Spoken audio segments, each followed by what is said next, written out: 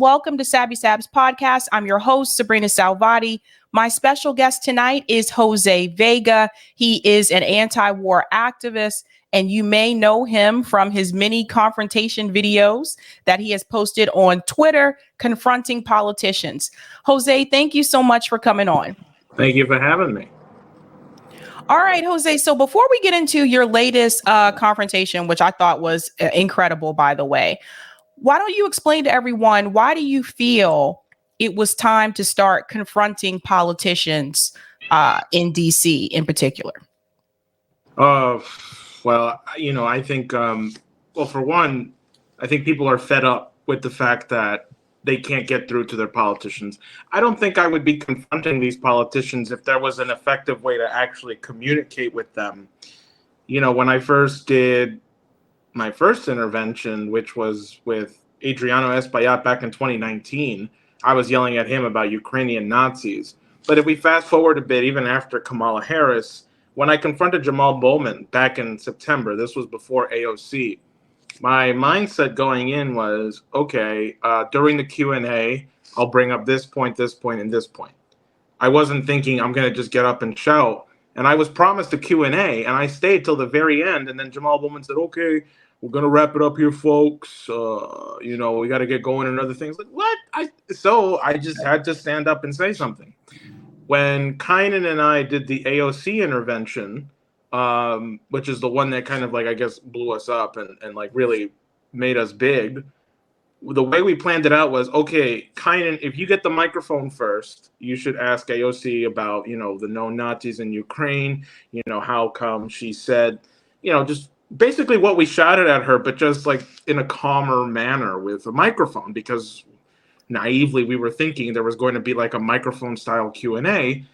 And when we got there, we were told, nope, you have to write your question on a card, and then they will then be handed to the congresswoman. That is the classic strategy of how to filter out who gets to ask a question and what questions. They just get softball questions. So, I texted kind of in the middle of it, like, okay, yeah, we're gonna have to be heard. So he wanted to go first. He went first. Overall, though, I think like on a higher principle as to why I do this, I believe in the power of words. This goes back to a dialogue that Edgar Poe wrote about, which he titled "The Power of Words," and it's about these two angels in heaven. And one angel says to the other one, "Hey, when I thought I got here, I thought I would know everything." And then the other one says, "Well, the only person who ever would know everything would be a fiend, because like to know everything would be a curse, because then there's nothing new to discover." And then the other angel says, "But doesn't God know everything?" And the other angel says, "Well, God is the most happy, which means he's always discovering something. So I guess that question might be the one thing even he doesn't know. Does God know if he knows everything?" Anyway, so then they start talking about motion. Like if you move your hands like this, that's an imprint on the air. You move particles left and right like this. So even if it's a tiny action, it has a big impact, because it will at some point touch every particle on the earth, no matter how long it takes, right? So when you're walking or when you're going to the grocery store, right, it's kind of like what they call the butterfly effect, right? Like every action you make does have implications that at some point or some way will affect the world. And so as they're talking about motion and this and that, they're saying, has it occurred to you that your words have power too? Are your words not an imprint upon the air also? And that's how it ends. It ends with that question. Are words not also motion and action that move the world, that will forever resonate in eternity? Therefore, what words are you going to use to put out there that will ring in constant dialogue with the past, the present, and the future? So I know that's like a really on a higher level as to why I do this, but that is like, I believe that I want to shape the future to be better for somebody born 100 years after I'm dead to have a better life than I did. So in what way can I use my actions and power to do that? That's right. This is the thing that gets me when people say we need to be nice to politicians. I don't subscribe to that. I think that's ridiculous. I think we've been nice to them for quite some time, and that's why they're not doing what they need to do for the people. I remember local politician here, Mayor Michelle Wu. We confronted her. It wasn't at a town hall. If it would have been at a town hall, we would have never been able to ask these questions. But she actually hosted an event in the community. We went to that event and I was able to push through kind of the crowd. My producer, Eric, was there as well to ask her, like, what are you doing about the affordable housing situation? But I had to push my way through because so many people, they were more focused on taking pictures with Mayor Wu. They weren't focused on asking her, what are you going to do to help the people in the community? And that event turned out to be more of a promotion for local candidates, so to speak. I'm so-and-so when I'm running for city council. I'm this person, I'm running for this, when I felt like the focus should have been on the community. So I tried to bring it back to that. Now, luckily for me, she did answer my question. But in the past, when I've gone to town halls, it has never worked that way. Those questions are usually pre-selected.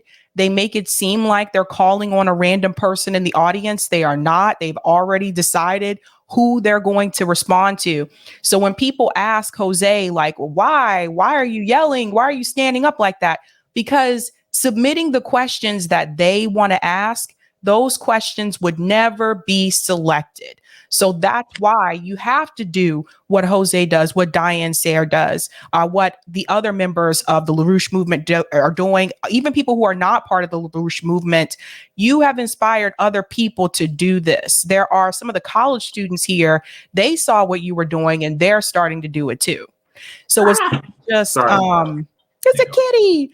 It's not just, Jose that's doing this. Like, you are inspiring a lot of people. I know you've been really passionate about the anti-war movement. I got a chance to see you at the Rage Against the War Machine rally. What is the reason for your passion about that? And when did that start? Was this something that you always had an issue with, or was there one event in particular that pushed you to start speaking out against war? Okay. So two things just to kind of, there we go. I was hearing myself for a second, but it's okay. I think two things. Well, first, just to kind of respond to what you were saying about the town hall stuff, I think it's okay for politicians to disagree with their constituents. I think that's totally okay if it's open and honest in the dialogue process, right? Because, like, for example, if I'm saying, hey, I think policy X, you should be supporting it. And then they say, no, I'm supporting policy Y instead. And if you dialogue with me and if you tell me why, we can both walk away disagreeing with each other. But at the end of the day, I know I can trust you because you actually sat down with me and told me why you think the way you do. And that matters a lot more, because if you have politicians who are just going to cherry pick the questions they want and never answer the other side or what people want, how the hell can anyone trust you? Because, so it's like I said, it's completely okay to have an unpopular opinion or position if the majority of your constituency doesn't agree with it, but you also have the responsibility to explain why you chose, and also have the opportunity to hear out your constituents, because maybe you might be wrong, or maybe your constituency might be wrong. And if your constituency is wrong, you have an opportunity to explain to them why they might be wrong, like the Ukrainian war. I'm sure there are people with constituents who are like full-blown supporters. Oh, Jesus. Full-blown supporters for this, like, who say, like, oh, we need more money for Ukraine, right? Like, we need this, right? Like, if they were actually educating their population and their constituency, we wouldn't have this problem. Now, on why I decided to do this and why I do what I do, it's funny because, thank you, EMK. The homies over at Diva'sDoodles, they actually came into my home and they interviewed me on this, and they'll be coming out with it. I don't know when, maybe May or June. Was there an event in particular? I mean, I guess when I first was coming around the LaRouche organization, I was like first becoming aware of what was happening in the world. That's when I was first becoming aware of, like, okay, there are really big problems out there that are happening at the higher level, right? Whether it's, funding Nazis in Ukraine, because that was happening in 2014, to planned shrinkage, which is a policy here in New York City where Roger Starr, the city planner, said, yeah, we're just going to cut resources and access to all the poor parts of New York City so that they just die off. Okay, Yep. that's like straight up genocide. So I'm learning about all that. And I'm not really sure. I'm only like 16 at the time, but I'm learning about all this. And then I guess one event that really set it off was when I was in the middle of my apartment. It was an apartment that my mom and I got where I had my own room for the first time. And it was a basement apartment, and the ceiling had completely flooded with sewage water. So all the sewage water from the upstairs tenants was pooling in our ceiling, and then it just collapsed and broke in. Right. So I posted about this. There's news stories on it, and I went to my local councilman, Fernando Cabrera, and his chief of staff was helpful at first, but then he started telling me, like, because I got a lawyer pro bono, right, who was willing to help me with no money. I was making a big deal about this. I was like publicizing it, and he told me to drop it because if I didn't drop it, my mom would never be able to rent an apartment again in New York City. That nobody wants to deal with a tenant who sues their landlord. That's what he told me straight up. And I told him, no, I'm going to get justice. Now, mind you, my name wasn't on the lease, right? Because I'm only like 18 or 19 at the time. And it was, my mom's his name is on the lease. And so he called my mom that night and said, listen, your son is going to take this too far. You're never going to be able to rent an apartment ever again in New York City. So, you should tell him to drop it. The next day, the super of the building changed the locks on my building and on my apartment. So that's illegal because they're supposed to give you at least a 2-week notice and a reason why they're going to do that. They did it on the spot. I called the police because my lawyer said, call the cops. The cops said, okay, well, get your mother here, whose name is on the lease. I called my mom and she says, no, I'm going to drop it. You're making too much of a big deal of this because, Cabrera's office says that we shouldn't continue to fight this and we're just going to drop it. So that was my local councilman telling my mom to just drop this shit.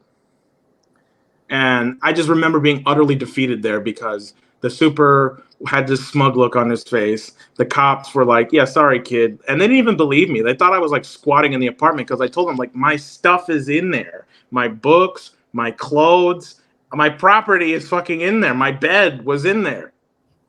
They thought I was squatting or something, and they thought that by locking me out, they could. And even then, I still had squatters' rights, which if that was true, which it wasn't, but if it was true, I was squatting. They still have to let me in. They wouldn't do it. So, my distrust for authority, I guess, really came there, and it opened my eyes too, because I remember talking to that councilman and telling him, like, hey, listen, like, I know I'm not the only one going through this. Like, you have this whole district is known for stuff like this. And he says to me, yeah, but you're the one in front of me right now. We can't fix the world's problems. We can only do things one by one. I'm like, come on, So that right there showed me, like, it's not just this one guy, because there's poverty all over this country. And these councilmen are low level, but like they're the people who make sure that people like me don't make a ruckus about the whole system. And so I just wasn't. I think set me off right there, like, and my crusade of like, okay, this is personal and it's not personal, because it can't just be about me. It's about everybody who are immigrants who can't even speak English, who are probably going through it much worse than I am. And then I think about the people around the country who are going through it. And then I think about people in other countries who don't even have apartments, who probably live in like shanty towns and stuff because of like the United States and how imperialistic it is and all the sanctions and like what's happening in Syria. So that's why I believe in a top-down approach when it comes to this. So yeah. Oh, you got to love the slumlords. I think for people who may live in other places, when you live in places like Jose's in New York. I'm in the Boston area. There are a lot of people here that really like do not know their rights when it comes to tenant rights. And there are a lot of immigrants here in the Boston area as well as New York City, and not everyone speaks English. And so they're just told something, you have to get out, or they put a lock on something and they don't realize, number one, what's happening most of all, but number two, the fact that they do have some types of rights. And this is one of the things that I've been talking about a lot, is like the housing issue. It's a big problem. There are a lot of slumlords that are out there. I've gone through my share of them too, reporting them as well. And what they put you through, at the end of the day, you end up just being better off just going to a different apartment. It's absolutely ridiculous. Mm. But speaking of causing ruckus, you caused a new ruckus recently. And you posted this on Twitter. So it says, so Diane Sayre and I confronted Russiagate fanatic journalists, Masha Gessen, David Remnick, Anna Nimzer, Beth Noble, and SBG1 at their Come Listen to How Great We Are as Journalists talk.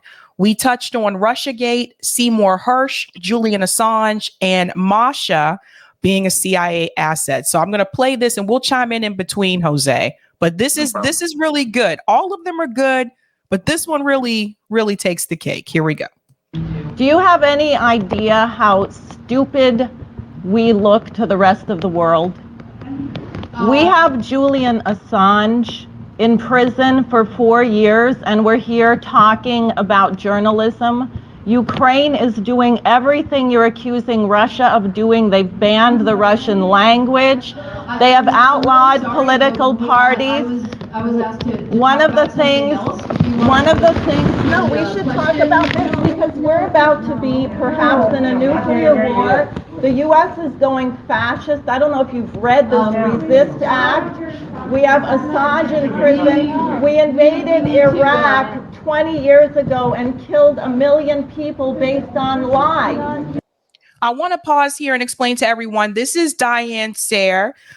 So she's also part of the LaRouche movement. She was also on this show. Everything she's saying there is 100% true. I did notice something different about this particular confrontation. I noticed this time, Jose, the audience isn't booing. Yeah, I don't.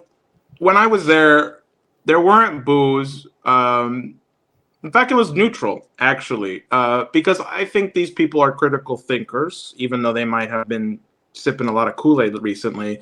I think that if you speak some reason to somebody who once believed in reason, who once believed in the truth, I do believe you can shake people out of their kind of like delusion for just a second and be like, yeah, she's right. Julian Assange is in prison, like, yeah, we did kill millions of people. Like, and also that day was the 4th anniversary of Julian Assange being locked up in prison, right? So the fact that you're going to talk about journalism and not on that day and not talk about Julian Assange was like, so I'm sure that was on everyone's mind too. So yeah, I agree with you, that people weren't booing. I think people were listening and wanted to see how people were going to respond.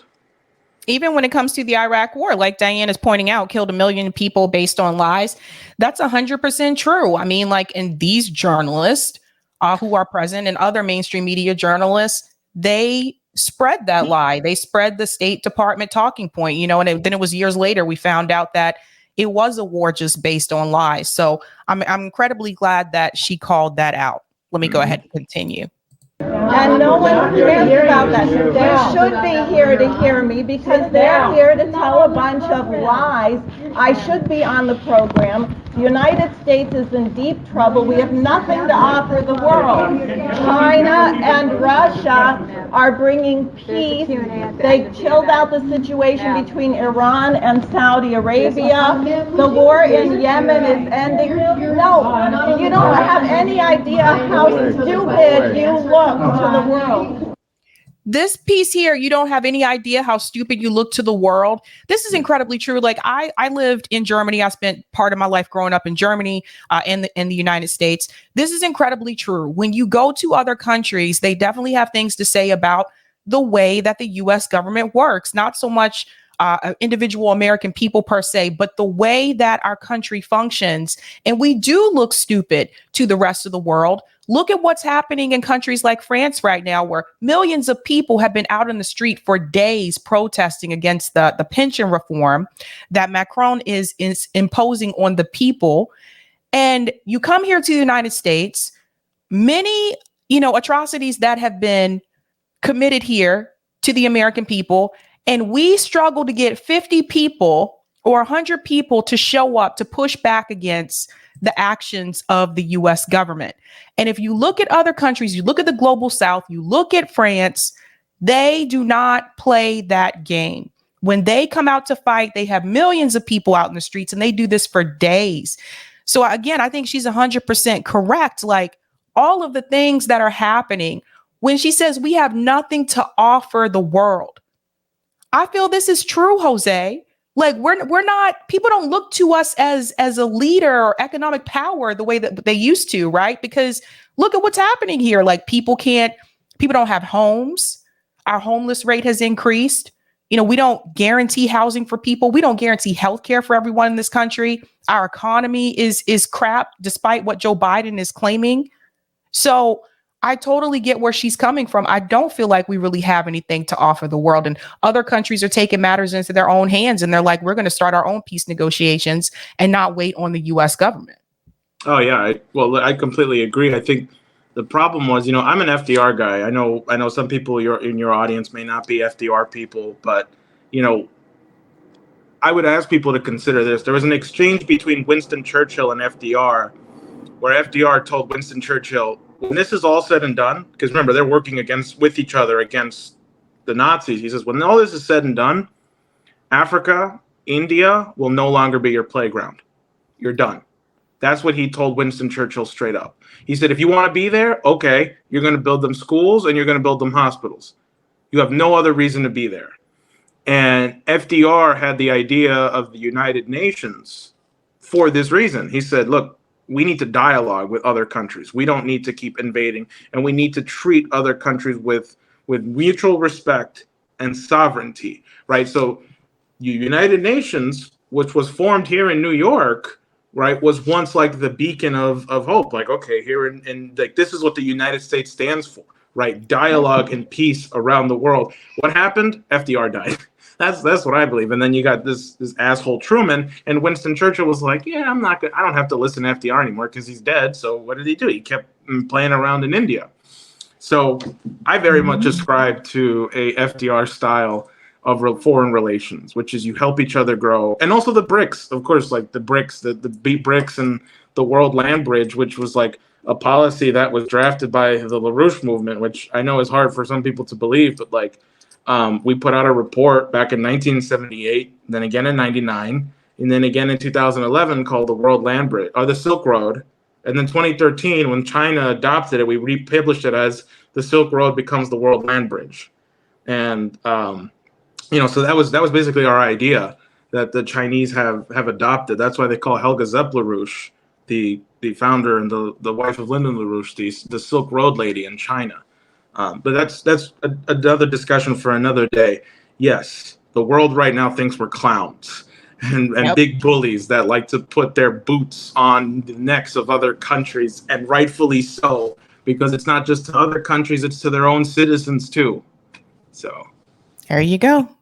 How stupid everyone here in their pomposity. I'm sorry. We're going to run around talking about democracy. We won't be able to discuss that. Can you keep it for the discussion? I don't think I will be allowed to ask questions. You will be allowed to ask a question. I would like to ask about how we can say what we say about Russia when Julian Assange is sitting in prison. No one cares about this. It's okay that you ask questions, but it's okay to ask it at the time of the event when we have it. Hey, where's Seymour Hersh? Shouldn't Seymour Hersh be here? I mean, why we got this CIA acid Vivian Goldman wannabe here instead of Seymour Hersh? Here's a question: did we? So this is Jose, just letting people know. But that's a really good question. Seymour Hersh is the journalist that reported on the Nord Stream 2 pipeline. He was the one that exposed the fact that it was actually the U.S. government that blew up the Nord Stream 2 pipeline. despite what mainstream media has been saying. And he is a renowned journalist.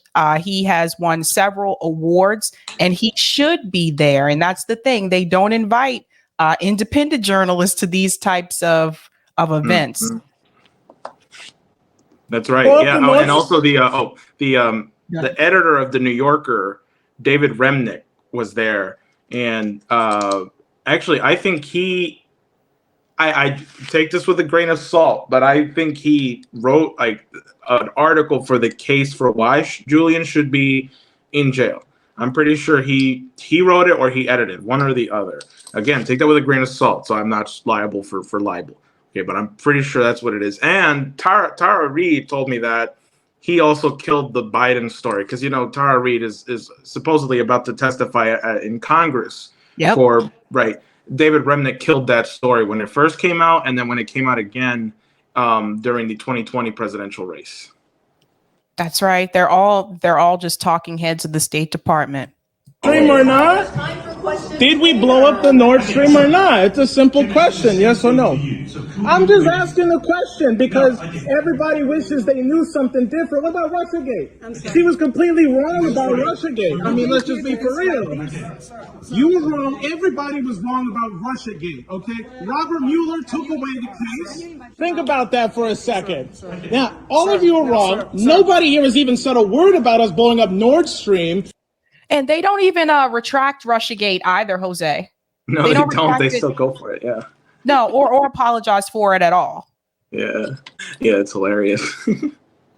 And now what? You have a State Department official talking about banning all Russian media from around the world. I mean, where's the outrage against that? Or Julian Assange? Okay. No, I'm not going to be quiet. Yes, because frankly, no, I'm not. You got to take me away because I'm here to expose the truth about you. You're a CIA asset who said nothing about Seymour Hersh, the biggest story of this century, and nobody said anything. Instead, you're all here, what? Masturbating at how great journalists you are. Nothing revolutionary has come from any of your articles. What's wrong? Why won't you take the question? You stood up to Putin, right? You won't answer about Seymour Hersh? What's going on? I thought he was an amazing journalist. Yeah, that's what I thought. All right, sir. Please, can you please? Nothing revolutionary here. Just a bunch of old talking heads, outdated. Wow. So who were, 1 second, let me go back just a little bit here. There was one person in particular I saw earlier on. She had that look on her face. Oh, I think, did you pass it there with her? Yes. She was the moderator who introduced, so she would introduce the speaker and then sit back down. I don't remember her name, but yeah. And who's the woman sitting here in the chair? That I think is Susan something at SBG 11, whatever. Yeah, something like that from the original. Okay. Yeah, that's who that is. Part of the reason why we interrupt, well, there was a Q&A, but the Q&A was you had to write your questions on a note card, and then they'll get, the right. Typical, right? Because the room was small enough to where you could just point to people, right? So why do you have to resort to wasting all these resources of note cards and pencils, which I still have the pencil somewhere, but just call on these. So when we see that, we know the Q&A is not going to be honest. And also the other thing that was kind of sus was the fact that, I asked the engineers, so is this live streamed anywhere? No, we're just recording it for marketing purposes. We might take segments. So they weren't even publicizing this, right? They didn't want this conversation to be public for available. So I that didn't make sense to me either. And then, Diane stood up when she stood up because she had to go conduct a chorus. It was 5 o'clock, and we were in Midtown Manhattan, and she needed to be in New Jersey at 6:30. So she was like, "Oh, I gotta go." So she just stood up, and I didn't know she was going to stand up. So actually, you're not even hearing her from the beginning. You're hearing her 15 seconds after she actually starts. But I cut it in such a way that it sounds like she just starts. I remember. When she stands up, they ask her to sit down because she'll be able to ask her questions, supposedly, which was not true, by the way, because she did stick around. She was late to her course, but she did stick around.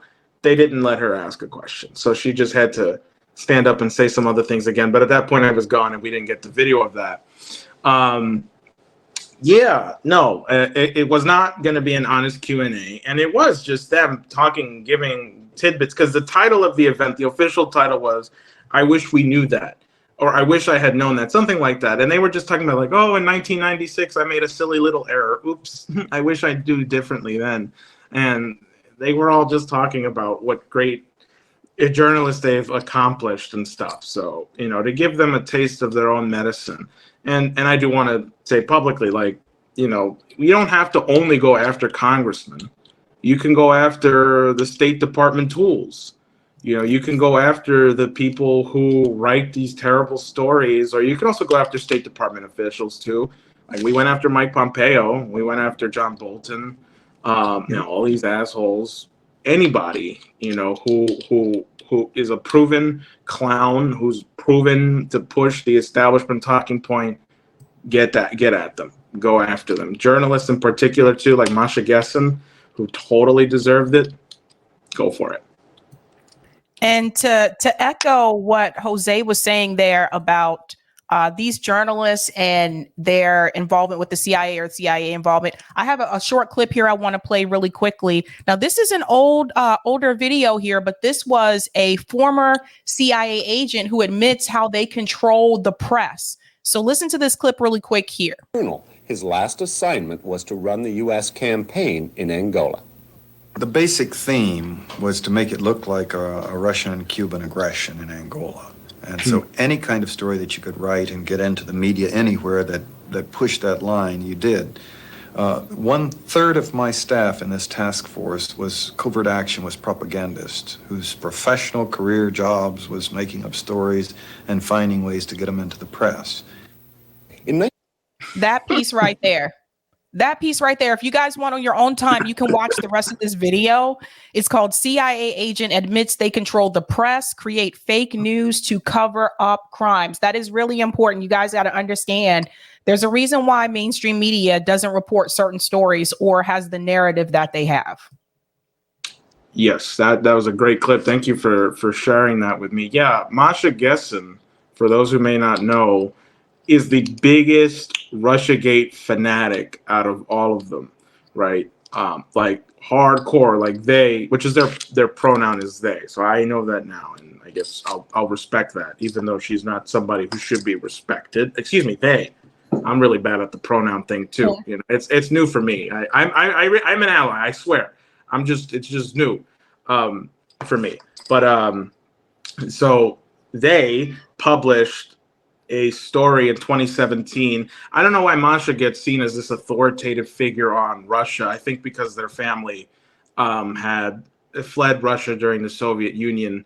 And then Masha left in 2013 because Russia was cracking down on the whole LGBTQ side of things. And they were transgender at that point, and they also had an adopted son. So they just decided to flee. And I guess that gives her the authority now to know everything about Putin. Even though they're like a proven CIA asset, like all they do is just write stories after stories after stories about Russia, Russia, Russia, Russia. And then this Ukrainian war was like a gift to them, to all of them. Yep. I mean, it was like insane how much they just push out Masha and these people push out. And also Masha's now going to be a professor at the school that we went to, that was the Newmark School. I think it's part of NYU. So now they're going to be teaching a class at there. So interrupt them. Okay. The overarching point I want to make is that like all these authority figures, like, we did Nancy Pelosi like last week. People might've seen that. Our goal is to take these big authoritative figures, people who are respected in the establishment, who hardline push, and ridicule them. You got to tap dance on their image of being taken as serious authoritative figures, and you tap dance on it and you expose them for the clowns they really are. That's my goal when it comes to people like that. I go after the progressives a little differently, because I think when I go after progressives, that's more disappointment. Like, right. come on, like, you know better. I want you to do something better. But when I go after like a Pelosi, that's just like, you're old and you're wrinkled. You're not doing. You're getting a smackdown today. That's right. That's right. Well, Jose, what do you have coming up next, and where can people find you on social media? Okay, well, coming up next, we have 2 events, actually. If people just go to schillerinstitute.com, they can register for our conference this Saturday and Sunday. And it's a 2-day conference. It's virtual. It's YouTube and Rumble and stuff. You can click on. Feel free to hop on, hop off anytime. I think if people want to know more about my background and the organization I come from, and also, we're not afraid of questions either. Send them anything. Like, seriously, like, we are very open. We're not like these politicians. We will take tough questions. We don't care because, like, we are very confident in what we do and who we are. So schillerinstitute.com. And also next week, next Saturday, Diane is holding an event, which I'll be speaking at, with also other organizers and other anti-war activists who will be speaking there also. And people can find that at sareforsenate.com. Or people can go to my Twitter, which is where they can find me at HoseBTrigga, at JOSBTRIGGA, Hoseb because Hose A was taken, Trigga because I was like 15 when I made the handle. And people can also find me on YouTube on Declaring Independence. I haven't posted on there in like a couple months, but we're planning on coming back, Kynan and I coming back with the show. So Declaring Independence, people can find us there. And I just want to thank you for having me on. It's always great to talk to you. I deeply admire what you guys do at RBN and what you do. And I do want to say this principle of like talking to people you trust but don't agree with. I saw that whole discussion that you, Nick, and CJ had with Brianna Greyjoy.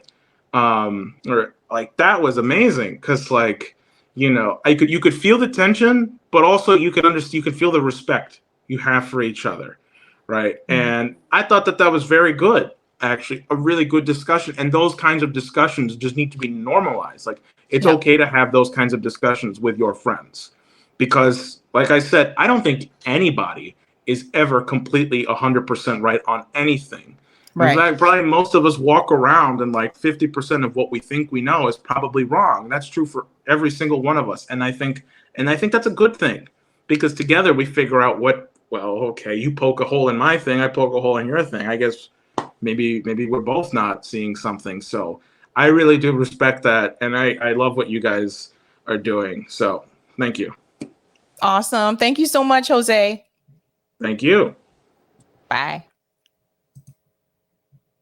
All right, guys. Jose Vega, awesome. Doing great things out there. I think you guys should join in along with that. Like, we need more people to confront not just politicians, like he said, but some of these state department heads as well. Right.